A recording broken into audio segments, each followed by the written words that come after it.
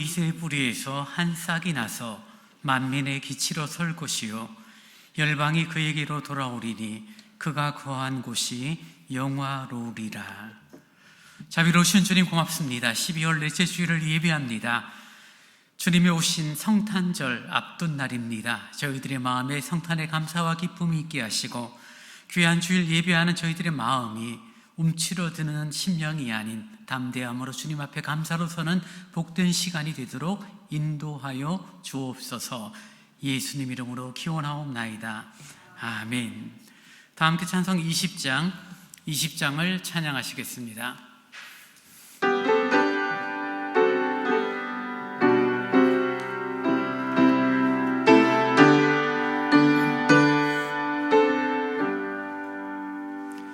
큰 영광 중에 계신 주 나 찬송합니다. 영원히 계신 주 이름 나 찬송합니다. 한없이 크신 능력을 나 찬송합니다.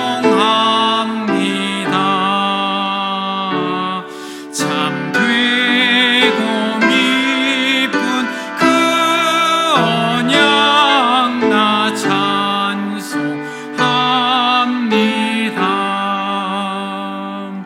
온 천지 창조하시던 그 말씀 힘이 있어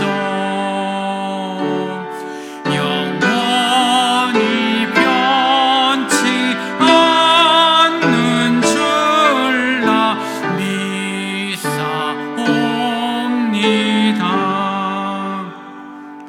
그 온유하신 주음성 날 불러주시고 그 품에 품어주시니 나 찬송합니다.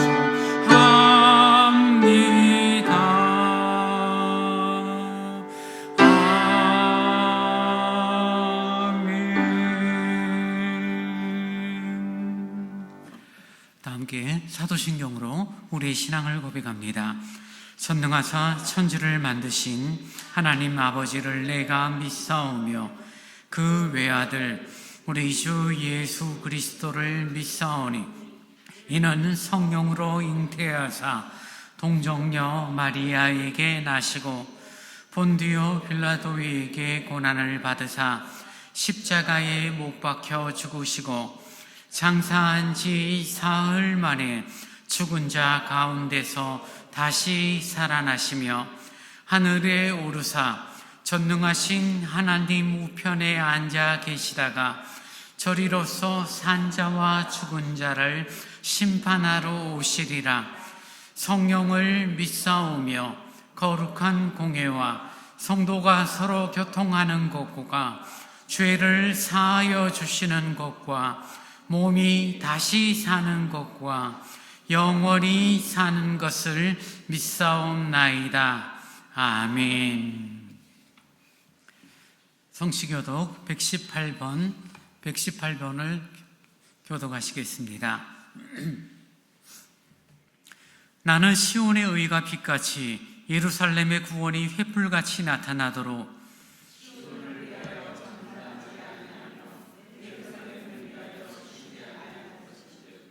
이방 나라들이 내 공의를 뭇 왕이 다 내 영광을 볼 것이요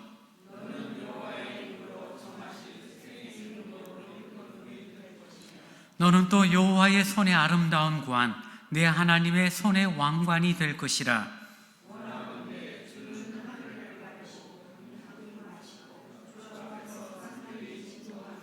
불이 섭을 사르며 불이 물을 끓임 같게 하사 주의 원수들이 주의 이름을 알게 하시며 이방 나라들로 주 앞에서 떨게 하옵소서.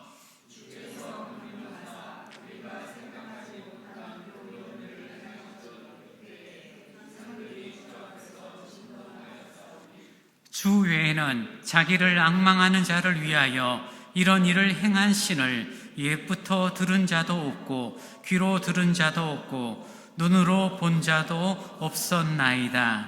아멘. 찬송 111장을 함께 찬양하시겠습니다.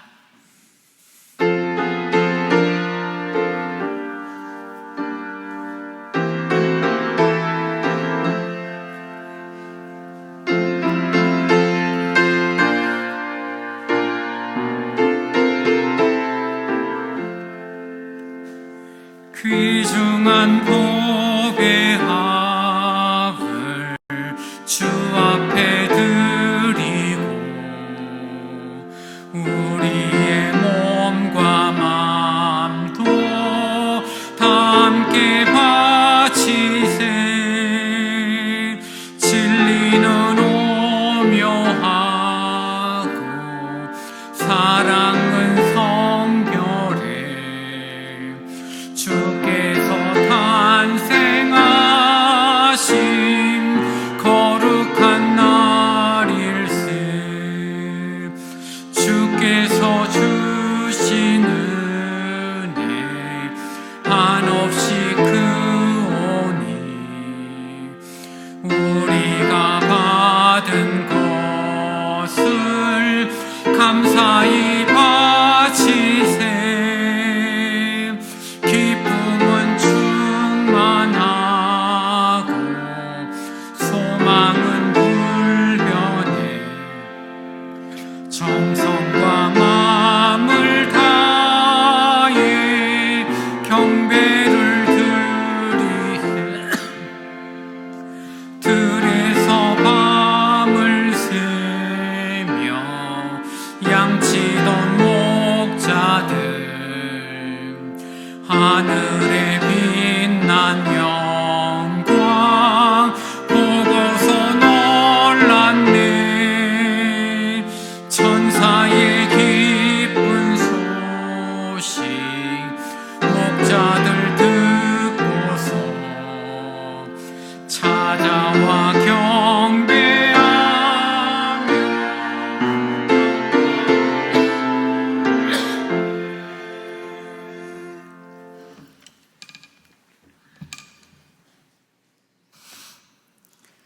하나님의 사랑이 우리에게 이렇게 나타난 바 되었으니 하나님이 자기의 독생자를 세상에 보내심은 그로 말미암아 우리를 살리려 하심이라. 하나님 아버지 고맙습니다. 복된 삶으로 한 해를 살게 하신 하나님의 크신 은혜를 잊고 이 시간 주인이 되시는 주님의 영원하심을 감사드립니다. 때마다 순간마다 인도해 주신 하나님께 이 시간도 영광과 감사의 찬송을 드립니다. 12월 성탄의 달, 주의 날에 함께 모였습니다. 지나온 날들을 돌아보며 이 시간 감사의 마음으로 예배하게 하시고 온전한 예배를 드릴 수 있게 인도하여 주시기를 원합니다. 주님, 1년의 12월에 오니 우리들의 삶을 들어보게 됩니다.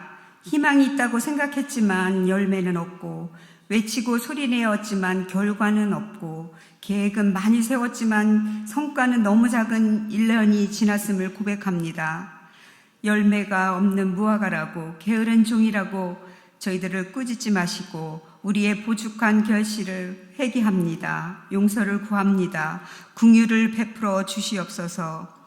사랑의 주님, 한 해 동안도 교회에서 다스리는 자, 봉사하는 자, 섬기는 자, 고난한 자들로 책임과 충성을 다하려고 열심히 살아온 우리 모든 지체들에게 주님의 크신 격려와 의로가 있기를 소원합니다.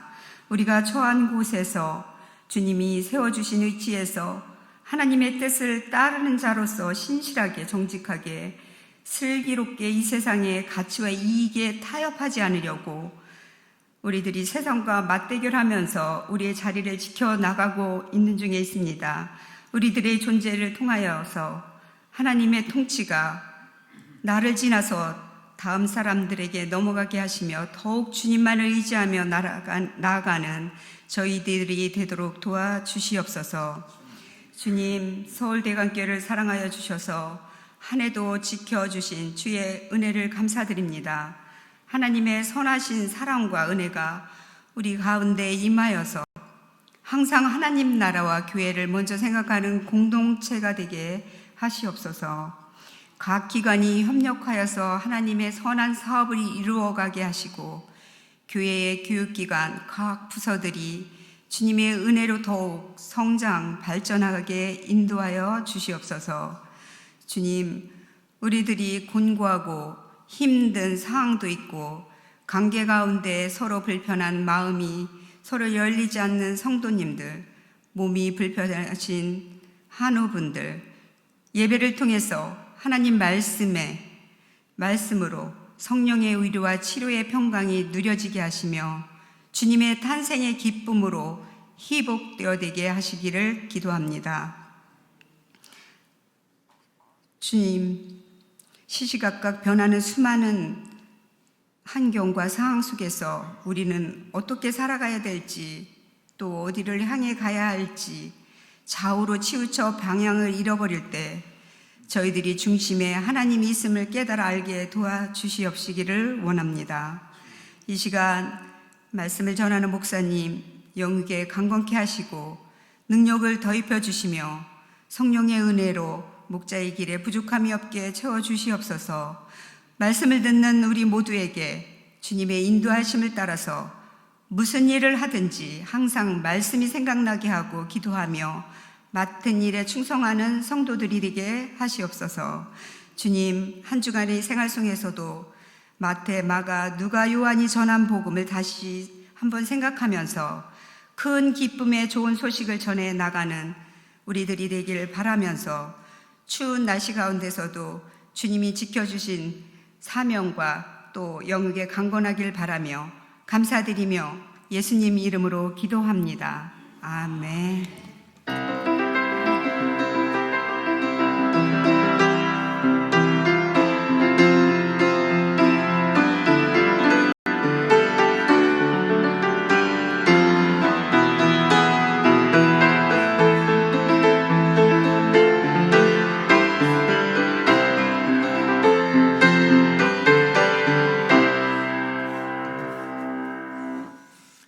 이 시간 우리에게 주신 하나님의 말씀은 로마서 1장 1절로 17절의 말씀입니다.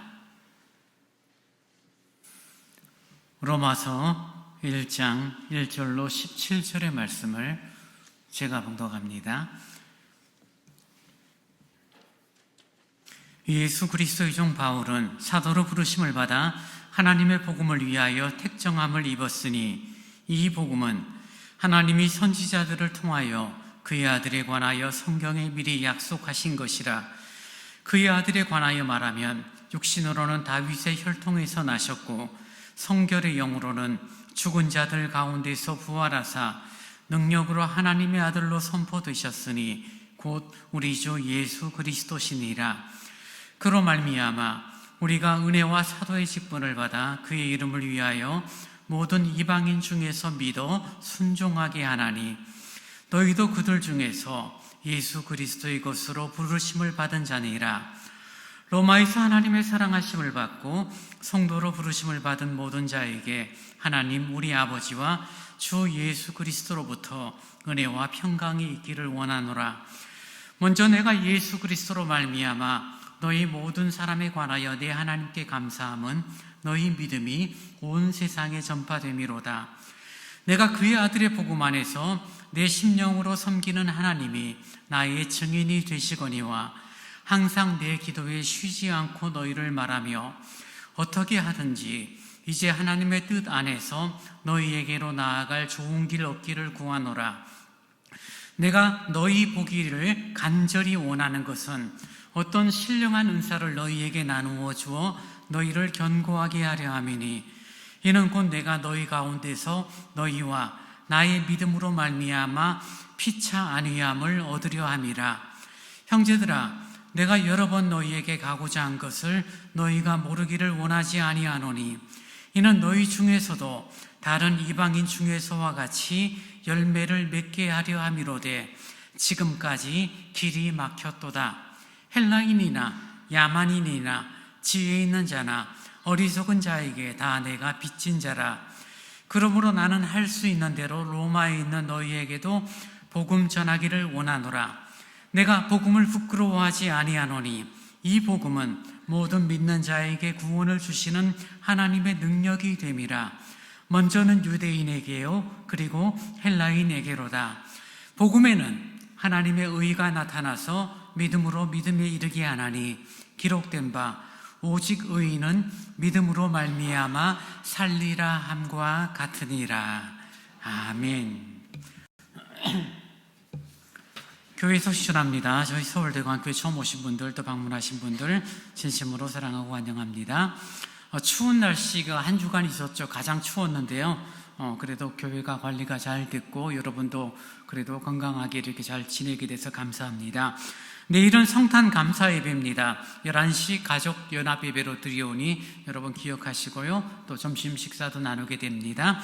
31일 다음 주일 밤 11시에 송구 영신 예배로 모이고요. 지금 예배전 기도회가 지금 몇 분에 이렇게 기도로 자발적으로 모이고 있습니다. 함께 기도하실 분들은 주일 10시 30분 본당 피아노 앞에서 모이도록 하겠습니다. 기도카드 작성하여 주신 분들이 몇 분 계신데요. 제가 함께 기도하도록 하겠습니다. 여러분 또 기도 제목 적으셔서 편하게 저한테 제출해 주시면 좋겠습니다. 2024년도 기원 찬송과 화답송이 바뀌죠. 기원 찬송은 찬송가 32장 만유의 주제가 되고요. 화답송은 새 노래로 345번 주의 말씀 앞에 선이라는 그런 찬송이 됩니다. 여러분 좀 찾아보시고요. 모르시는 곡이라고 생각하면은 이렇게 검색하셔서 들으시면은 저도 한 10번 들으니까 이제 귀에 익숙해지고요. 또 10번 들으니까 이제 흥얼거리게 되고 또 한 10번 부르니까 이제 대충 따라가더라고요. 그래서 여러분 시간 있을 때마다 주의 말씀 앞에서 이렇게 우리 가지고 있는 새 노래로 이렇게 악보를 보시면서 이렇게 읽어주시면 좋을 것 같습니다. 성경 1천독 운동 192호 박기학 장로님 5독재, 192호 신동문 권사님 6독재 읽어주셨고요. 2024년 교회 일꾼 명단이 주일 오후 예배 순서란에 기록이 되어 있습니다. 큰 차이는 없죠. 여전히 동일하게 교회를 섬기는 수고 위에 하나님의 은혜가 함께 할 수 있기를 바랍니다. 이제 정성껏 준비하신 주일 헌금을 하나님께 드리겠습니다.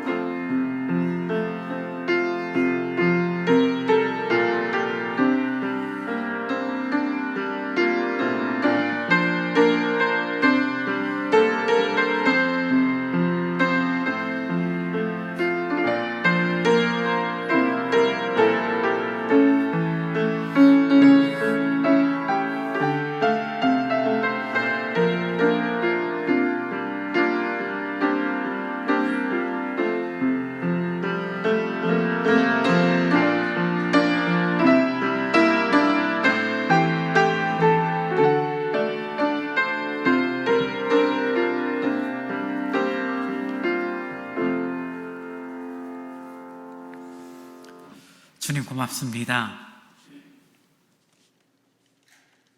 참 추웠던 그런 한 주간의 생활이었지만 저희들의 삶을 지키시고 붙드신 은혜 참 감사합니다. 하나님 앞에서 살아가는 저희들의 인생이 결코 길지 않을지인데 믿음과 신앙의 길을 귀히 여기고 감사로 걷는 저희들이 되기를 원합니다.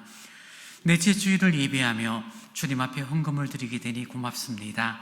주님, 11조를 드릴 때마다 물질로 살아가는 인생이 아닌 은혜로 살아가는 인생임을 고백하게 하시고 감사의 예물과 선교 헌금과 여러 목적 헌금들이 주님 앞에서 아름답고 귀하게 쓰여져 주의 나라가 더 아름답게 넓혀지는 귀한 역사가 있기를 원합니다.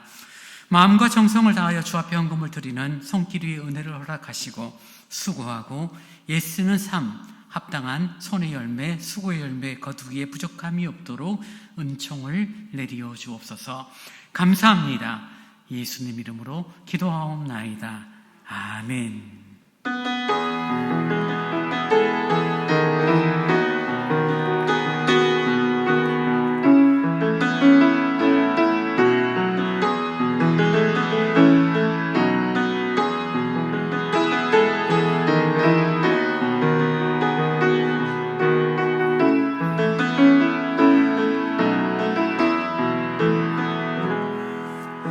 나의 주 나의 하나님이여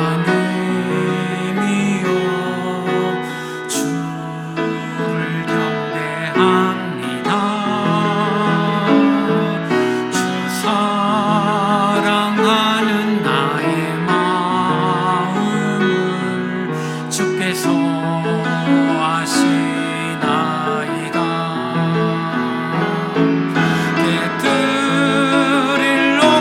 내게 없으며 주께 드릴 양념 없지만 하나님 형상대로 날 빚으사 새 영을 내게 부어주소서. 나의 주 나의 하나님이여 주를 경배합니다. 주 사랑하는 나의 마음을 주께서 아시나이다. 고통 속에 방황하는 내 마음 주께로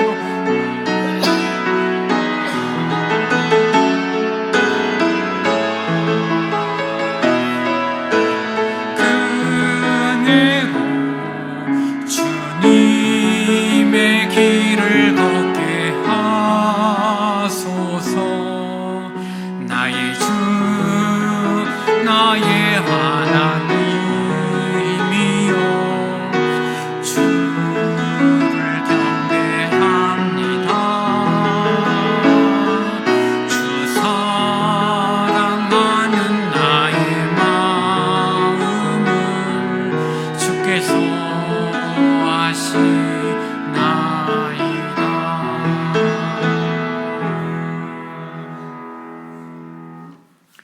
아버지 하나님, 하나님의 말씀 앞에 섰습니다. 연약하고 부족한 저희들을 날마다 세우사 길을 알게 하시고 어떠한 삶을 살도록 가야 할 것인지 깨닫게 하시니 감사합니다. 말씀의 은혜가 누려지기를 원합니다. 전하는 자, 듣는 자의 심령 위에 성령님 감동하여 주옵소서. 예수님 이름으로 기도하옵나이다. 아멘. 사도 바울이 로마서를 기록할 당시 로마는 모든 종교를 포용하고 세계 곳곳에 있는 문명들의 장점들을 수용하면서 로마 문명을 이렇게 아주 풍요롭게 이끌었던 시대가 바로 로마 시대의 어떤 모습입니다. 지금 우리가 사용하는 법률, 정치, 문화, 예술, 종교, 건축, 공학, 군사, 과학 등 다양한 모든 영역들이 당시의 로마 문명과 그 뒤를 이어가고 있는 것을 우리가 보게 되어지죠. 그러니 당시뿐만이 아니라 오늘날도 우리들이 흔히 듣던 말들 가운데 이런 말이 있잖아요. 모든 길은 로마를 통한다. 로마를 통하지 않고는 갈 데가 없다는 것만큼 그런 로마가 어떤 가지고 있는 영향력은 매우 탁월했다는 것을 확인하게 됩니다. 로마의 전성기에는 로마 시민들은 이런 생각을 가졌죠. 우리가 마음만 먹으면 못할 일은 없다라는 생각을 하게 됩니다. 높은 어떤 건축물들, 원형 경기장들, 당시 사람들이 어떻게 이런 것을 지었을까라고 생각할 만큼 로마 사람들은 마음만 먹으면 뭐든지 할 수 있었던 능력들, 경제력들, 과학력들, 실력을 가지고 있었던 그런 로마 전성기 시대입니다.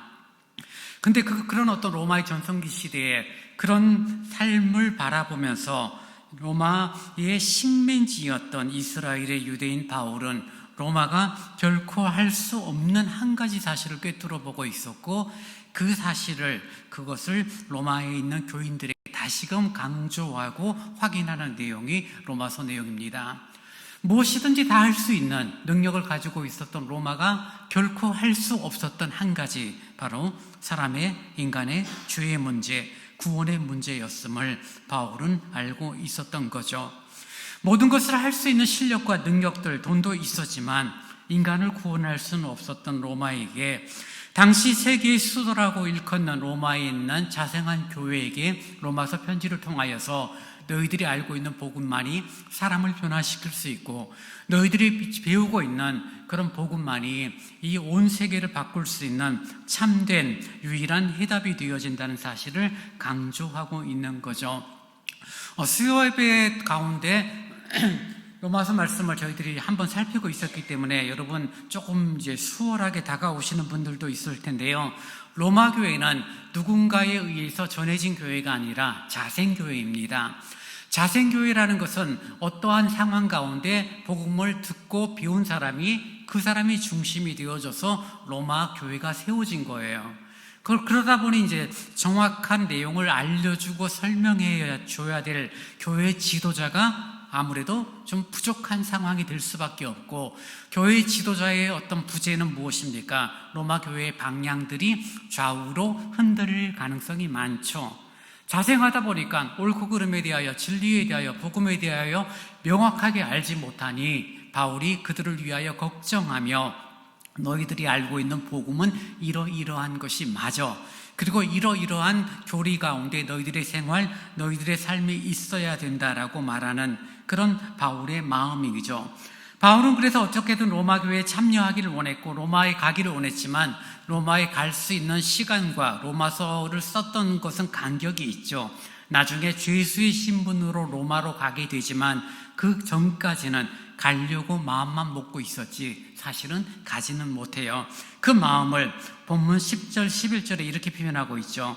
어떻게 하든지 이제 하나님의 뜻 안에서 너희에게로 나아갈 좋은 길 얻기를 구하노라.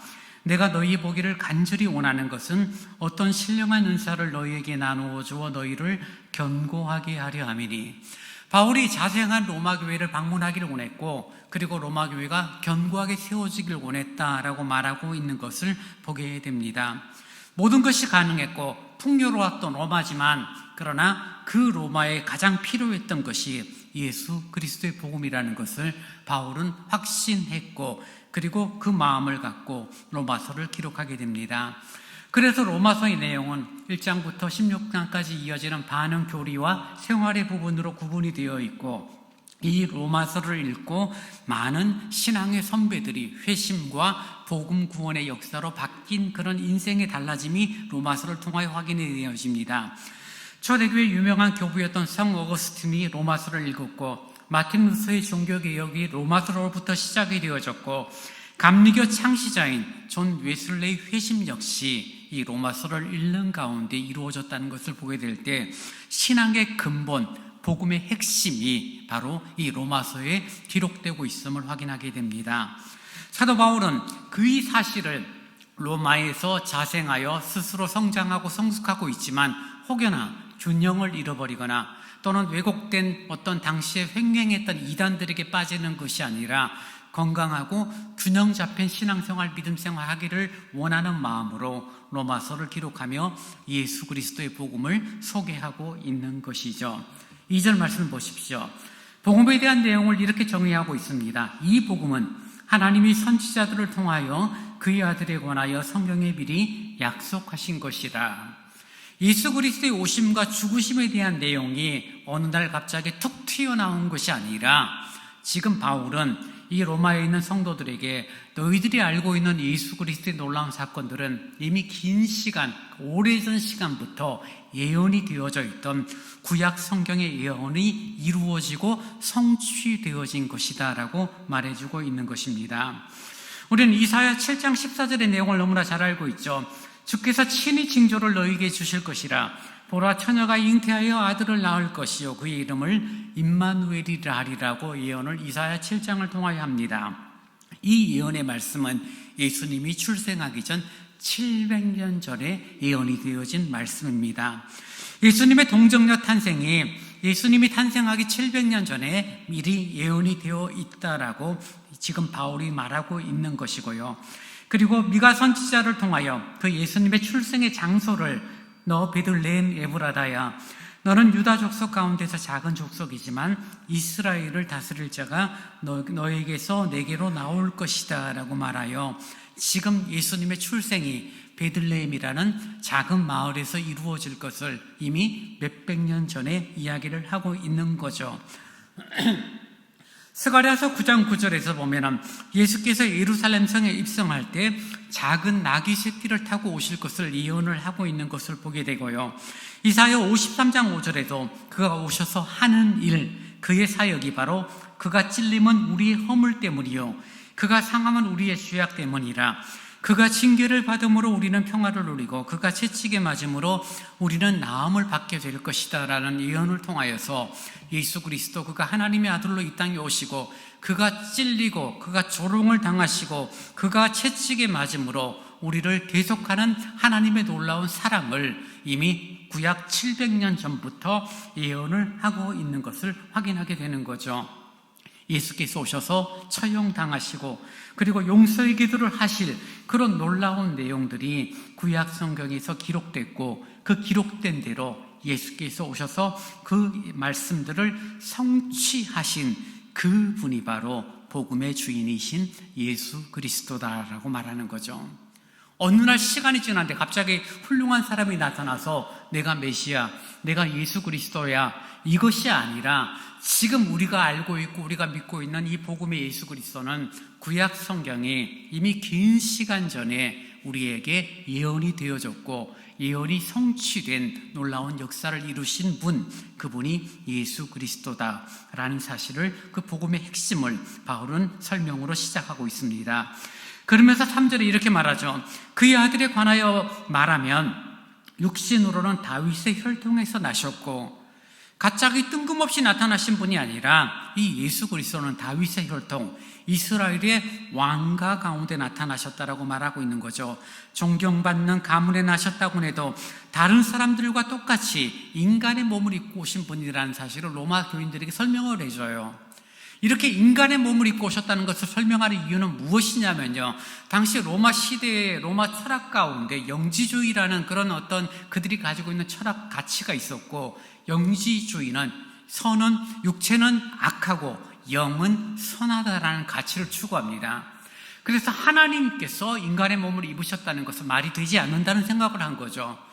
선한 하나님, 영, 신이 악한 육체를 입는다? 이건 말이 되지 않아. 그래서 예수 그리스도의 인성을 부정하는 그런 철학 사고들이 있었습니다.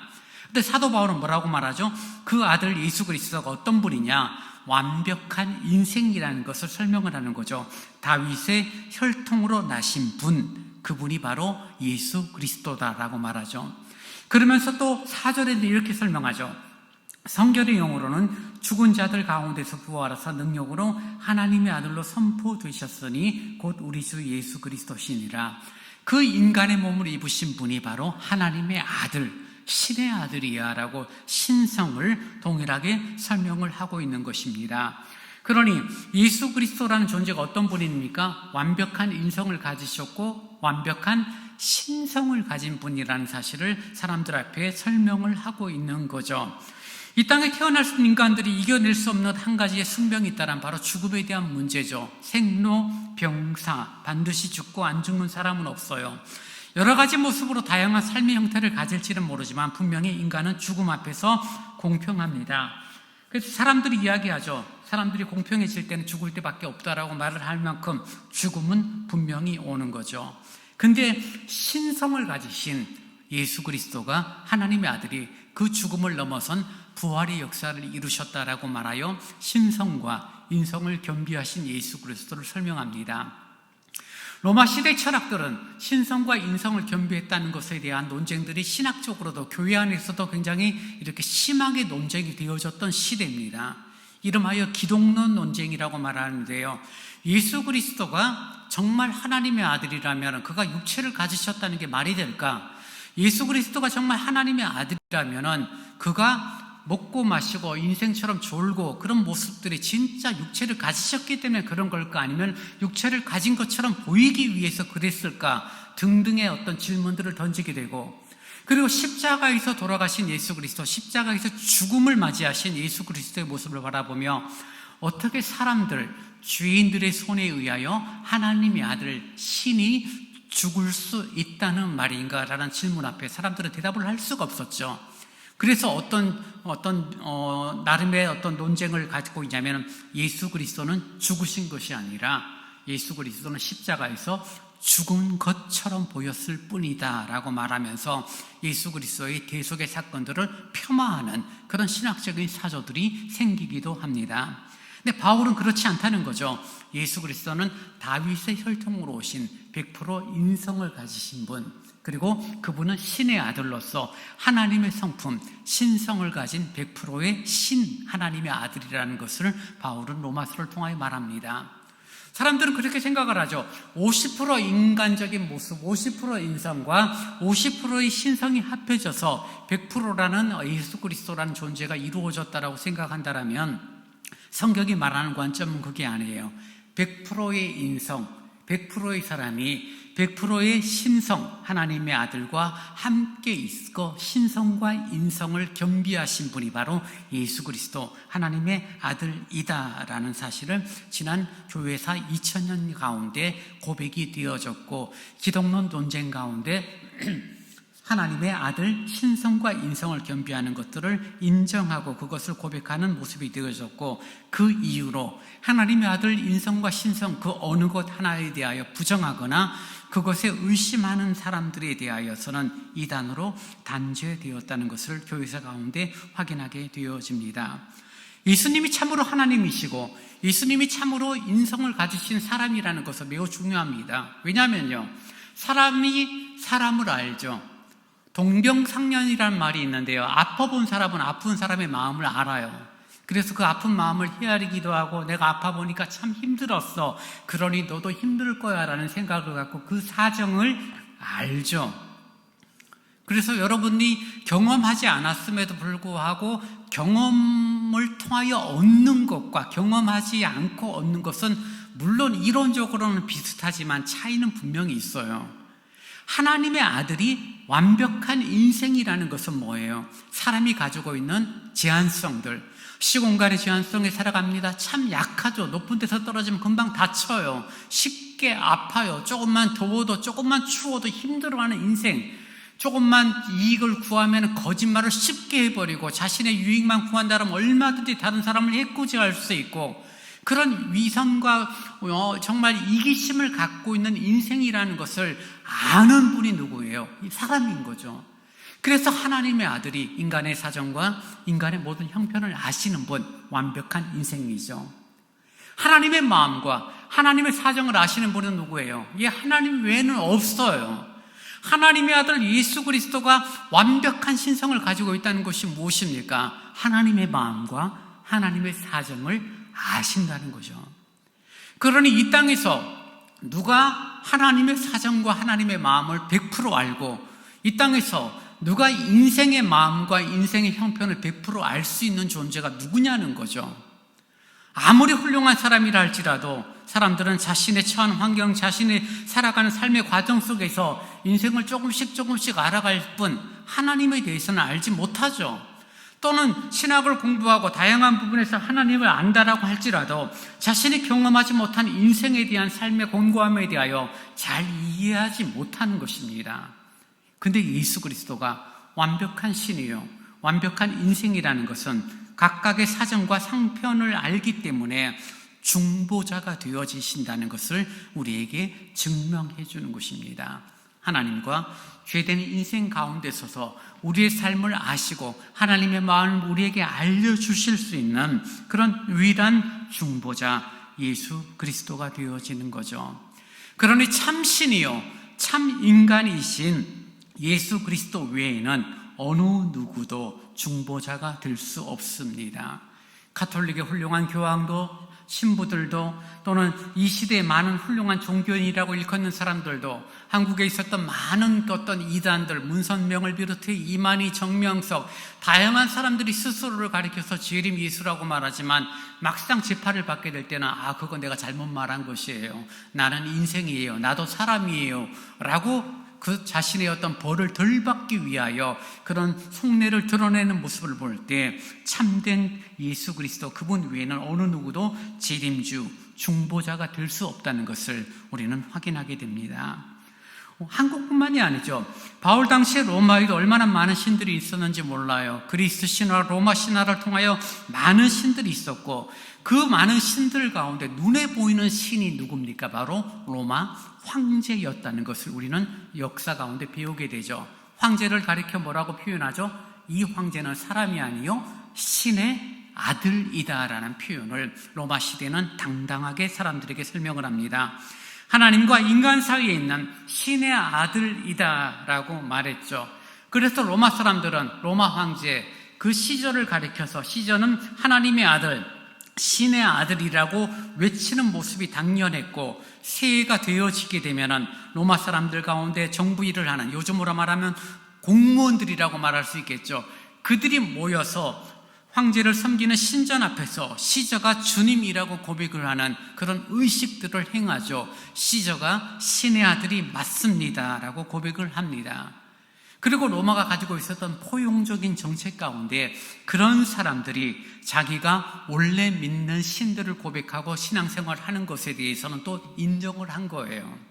그러니까 이런 식이죠. 새해에 모여서 모든 공무원들이 시저가 신의 아들이 맞습니다니까 다 동의하고 칭송하는 거죠. 그리고 내가 믿고 있는 뭐뭐뭐뭐도 신의 아들입니다. 또는 그중에 기독교인이 있었다면 내가 믿고 있는 예수 그리스도도 하나님의 아들이 맞습니다라고 표현하고 신앙을 고백하면 그것에 대하여 박해나 어려움을 주지 않았다는 거죠. 왜요? 황제를 신의 아들이라고 먼저 고백을 했고 그 다음에 자신이 믿고 있는 종교의 신앙 고백하는 것에 대하여 어려움을 주지 않고 그것을 이렇게 박해하지 않았다는 것입니다. 여러분, 이건 우리나라에도 있었던 역사예요. 우리가 일제시대 때 천황을 섬기는 부분에 대하여 강요받게 됩니다. 한국교회가 고민을 하게 되죠. 하나님의 아들 예수 그리스도만을 온전히 섬겨야 되는데 하나님을 고백하고 하나님을 섬기는데 하나님만을 고백하고 예수 그리스도만을 고백하니까 일본 헌병들이 교회에 불을 지르고 교인들을 다 죽이는 일들이 반복적으로 이루어지기 시작합니다. 고민스럽죠. 목사님들이 모여서 회의를 해서 내린 결론이 뭐예요? 우리가 하나님만을 섬겨야 되고 믿음의 길을 걸어가야 되는데 이렇게 하다가는 우리가 다 죽게 되니 타협을 한 것이 무엇이냐면요. 그래서 오늘날 우리 교회 순서 가운데 예배 시작할 때 제일 먼저 하는 순서가 뭐죠? 예배 시작할 때 제일 먼저 시작하는 게 이제 다 함께 일어나서 묵도하심으로 그 묵도가 일제시대 때부터 시작된 거예요.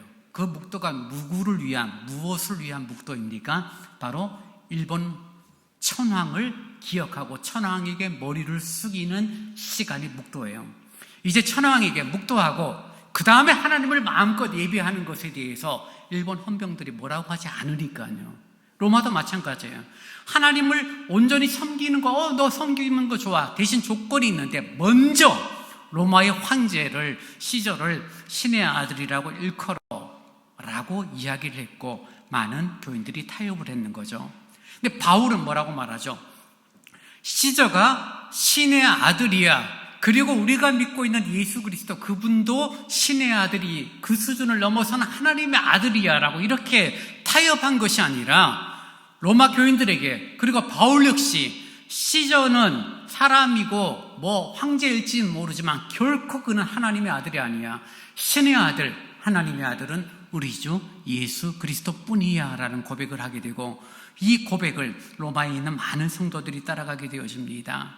여러분, 그 결과 그들에게 다가왔던 것은 박해였죠. 그들에게 다가왔던 것은 순교였습니다. 콜로세움에서 그들은 죽임을 당합니다.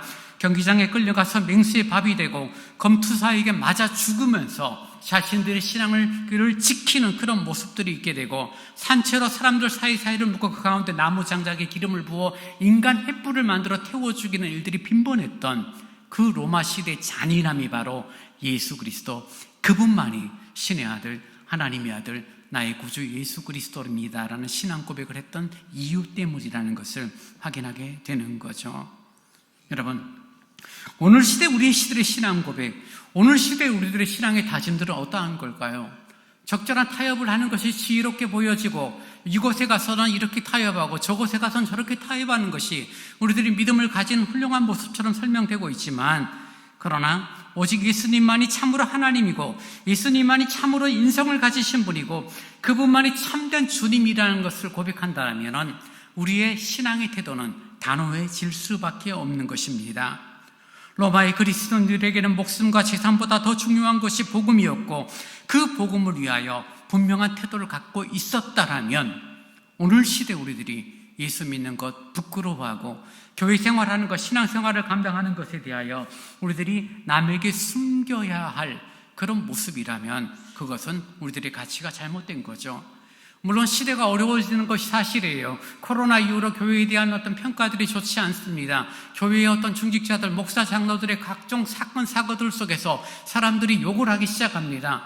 교회 다니면 칭송이라는 관점보다 아유, 쟤도 교회 다녀? 비아냥거리는 모습들이 오늘 가운데 여전히 있어요.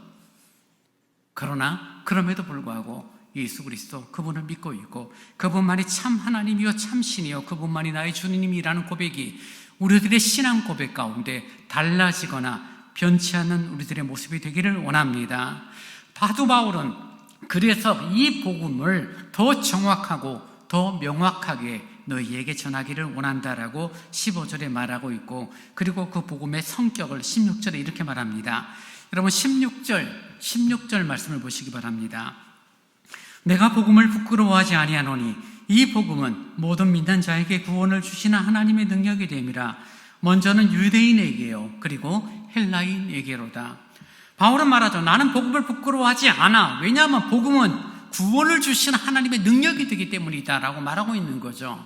사람들에 의하여 손가락질을 당하고 또는 타협을 하지 않음으로 말미암아 불이익을 당할지는 모르지만 복음은 모든 믿는 사람을 구원하는 하나님의 능력이 되니 우리들이 부끄러워할 이유가 없다라고 말하는 거죠. 하나님의 놀라운 능력이라고 말해요. 여기서 능력이라는 단어가 헬라어로는 디나미스라는 단어를 사용하고 있는데요, 이건 위대한 힘, 강력한 폭발력이라는 이런 단어를 의미를 담고 있어요. 그 디나미스가 나중에 어떤 단어로 사용돼요? 다이너마이트로 사용이 되는 거예요. 우리가 아는 것처럼 이렇게 길다란 불 붙여서 던지면 폭탄이 되는, 그걸 다이너마이트라고 하는데 그 다이너마이트의 폭발력을 디나미스란 하나님의 능력이 드러나는 그 단어에서 사용하고 있는 것을 보게 되죠. 그러니 2000년의 시간이 지나면서 얼마나 많은 곳에서 하나님의 능력이 폭발적으로 일어나는지 몰라요. 그분의 생명과 그분의 의로움이, 그분의 아름다움이, 그 복음의 능력이 얼마나 드러나는지 몰라요. 죄를 용서해 주시고 대속해 주시고 참된 자유와 참된 그런 주님의 양자됨의 역사가 이루어진 것을 우리는 경험하게 되는 것입니다. 오늘 시대 자녀들이 부모로부터 들을 수 있는 여러 가지 표현들이 있는데요, 그 중에 자녀가 부모에게 들을 수 있는 가장 큰 칭찬이 무엇입니까? 라고 자녀들에게 설문조사를 합니다.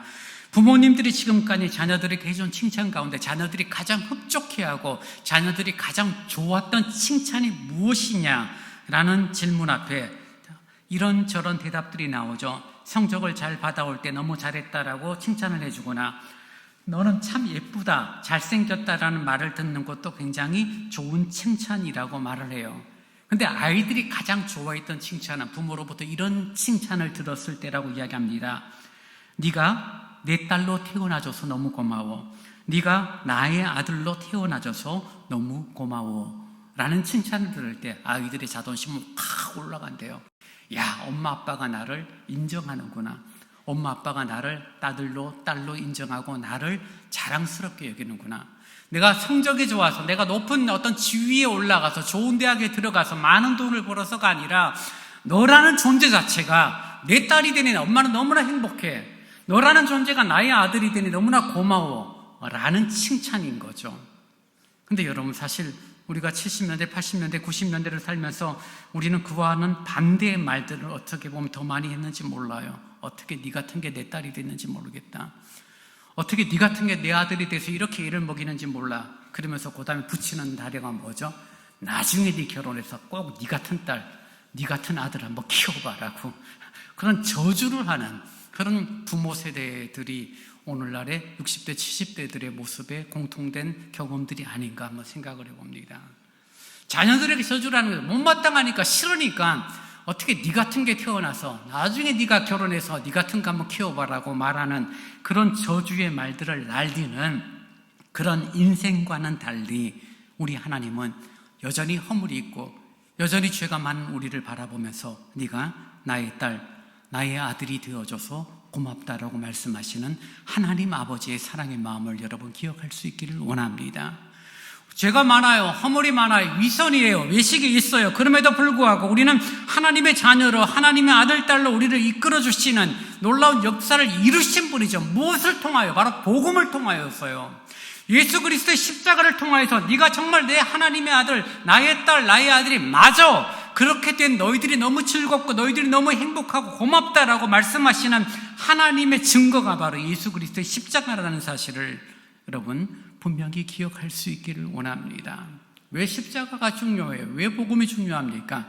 나라는 존재를 근본을 바꾸고 근본을 변화시키는 놀라운 역사가 십자가 가운데 일어났기 때문입니다. 요한일서 4장 9절 이하의 성경은 이렇게 표현합니다. 하나님의 사랑이 우리에게 이렇게 드러났으니 곧 하나님이 자기 위아들을 세상에 보내주셔서 우리로 하여금 그로 말미암아 살게 해주신 것입니다. 사랑은 이 사실에 있으니 곧 우리가 하나님을 사랑한 것이 아니라 하나님이 우리를 사랑하셔서 자기 아들을 보내어 우리의 죄를 위하여 화목제물이 되신 것입니다 라고 요한일서는 말하고 있죠. 예수님의 십자가, 바로 그 위에서 하나님이 우리에게 내 딸, 내 아들로 태어나줘서 고마워라고 하시는 주님의 음성을 들을 수 있는 은혜가 저와 여러분에게 있기를 원합니다. 허물 많은, 죄 많은 우리를 사랑하시고 우리를 고맙다라고 말씀하신 하나님의 음성, 예수님의 죽으심과 부활하심을 통하여 의롭게 되어지고 새로운 인생이 되어진 그 놀라운 복음의 역사를 사도 바울은 로마 교인들에게 설명을 하고 있는 복음의 역사고, 이 복음의 역사는 지금 2023년을 마무리 짓는 우리에게도 동일하게 우리에게 다가오고 있고, 이 구원의 복음이 이제 우리를 통하여 이제는 전해지기를 원하시는 아버지 하나님의 마음을 기억하기를 원합니다. 너만 귀여워, 너만 중요해, 너만이 아니라 너희들 모두를 사랑하기를 원하시는 하나님의 마음을 품고 하나님의 진리의 등대로 우리들이 살아갈 수 있는 은혜가 있기를 원합니다. 세상은 갈수록 혼탁해질 것입니다. 갈수록 교회를 향하여 비아냥거리고 손가락질할 것입니다. 거기에 흔들리는 자가 아니라 여전히 선한 영향력 가운데 복음을 전하고 구원의 메신저로서 하나님 앞에 든든히 선 은혜가 저와 여러분 가운데 있기를 간절히 바랍니다. 이제 다 함께 일어나 찬송 510장을 찬양하시겠습니다.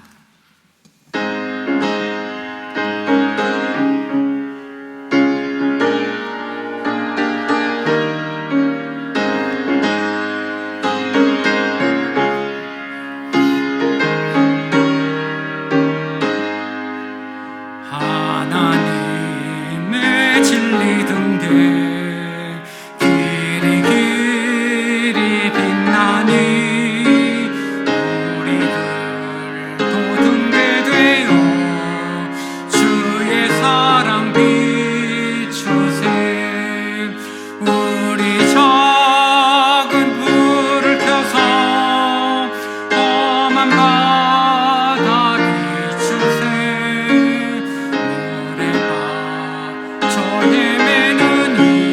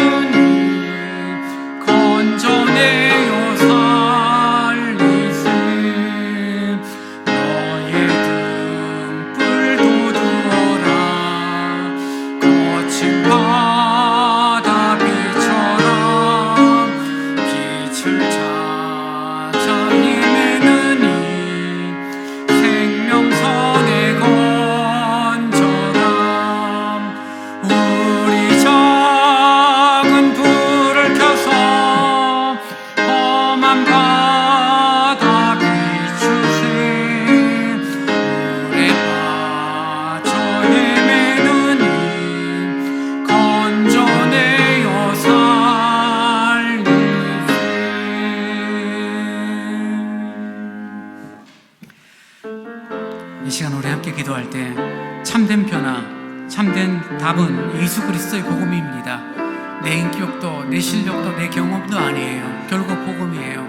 복음 안에 거하게 될 때 참된 변화와 참된 답을 찾게 될 것입니다. 복음 위에서 주님을 기뻐하고 복음 위에서 사람들을 사랑하며 복음 위에서 주어진 삶을 살아가는 내 영혼이 되도록 인도해 달라고 이 시간 우리 같이 기도하겠습니다. 주님 고맙습니다. 하나님의 진리 등대에 길이 빛나나 아버지 하나님 혼탁한 이 시대에 진리의 빛을 비추는 하나님의 사람들이 되어지기를 원합니다. 아버지 하나님 복음 위에 온전히 서기를 원합니다. 내 아들이라고 내 딸이라고 귀히 여기시는 하나님의 마음을 아버지 내 심령 가운데 가득 품기를 간절히 원합니다. 허물이 있고 죄가 있고 연약함이 있고 위선과 외식의 모습이 반복됨에도 불구하고 그 복음은 나를 하나님의 자녀로 세우시고 나를 여전히 하나님의 자녀답게 살게 만드는 그런 놀라운 증거가 되어진다는 사실을 믿고 나아가는 내 영혼이 되어지기를 간절히 원합니다. 환경과 조건에 따라 움츠리는 삶을 살아가는 자가 아니라 복음 위에 서서 든든히 세워져가는 하나님의 사람으로 살아가는 내 영혼이 되도록 인도하여 주옵소서. 주님 정말 변화가 있기를 원하고 유일한 해답을 예수 그리스도의 복음 안에서 찾아가는 나의 심령이 되어지도록 거룩하신 주님이여 함께 하시고 인도하여 주옵소서. 주의 은혜를 겸손히 구하오니 자비하신 주님 은총을 내려 주옵소서.